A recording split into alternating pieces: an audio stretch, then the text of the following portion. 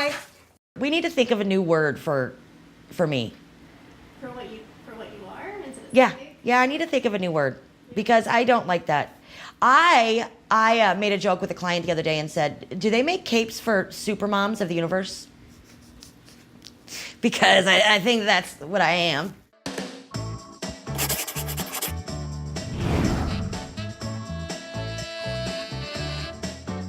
So I was born in Kankakee, Illinois. Yeah, try spelling that, okay?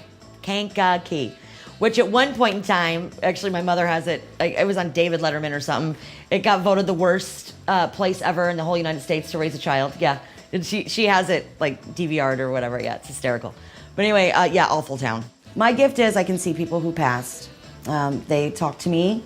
I talk to them. I've had this since I was born, ever since I can remember. When I was a kid, it was very, very clear. It was very, very like innocent. Like all the human attributes, like all the jealousy and the anger and the everything wasn't involved in that. So it was very pure, very easy. They were my friends, they were my family. I would talk to them outside. I would run in the cornfields with them because it was just me and my mom, and she was young when she had me. So there was a lot of friends around and stuff of hers, but I was pretty much the only kid.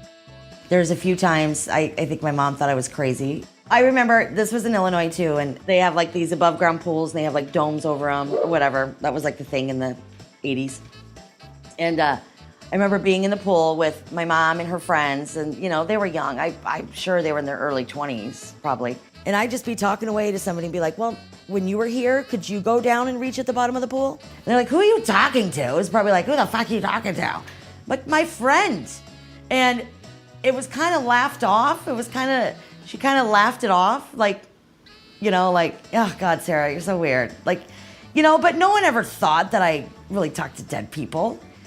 But I did that stuff all the time. I mean, I would assume that to my mother and to my friends. Well, actually, I mean, I think she even said something that later on in life, that to them, they just thought that it looked like I was talking to thin air or talking to imaginary friends. But this was late 70s. Back then, you were gonna get locked away if you talked about that shit. I know they thought I was odd. Okay, I know they thought I was odd because I did a lot of odd things, especially talking to people out loud that no one else could see. I could see them, but I didn't know they couldn't see them. You know what I mean? I didn't know. It didn't hit me that they couldn't see them. And then as I got like 8 or 9, 10, like up like that, then I realized people were saying stuff to me like, who are you talking to? What are you doing? Like, you know, who's in there? One time there was this girl, she was my friend. We'd go over the railroad tracks to the bowling alley, to like where like the stores were and everything. So we'd go across the street and I would tell her like, you know, we have to be careful once we cross these tracks because the energy's different over here. And I remember her looking at me like, what are you talking about? I think the reason why I thought that as such a young kid, because somebody passed on those tracks.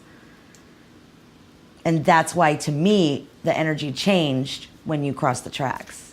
But I remember saying those things. I remember like saying weird stuff like that and realizing people aren't getting this. They're not getting it. And looking back, I must have sounded like a crazy little girl. I must have sounded like a crazy little girl. And that was at the age when I started to realize that not everybody was seeing or hearing what I was seeing. And so I think that's when I started to, it started to make me realize I wasn't quote unquote society normal.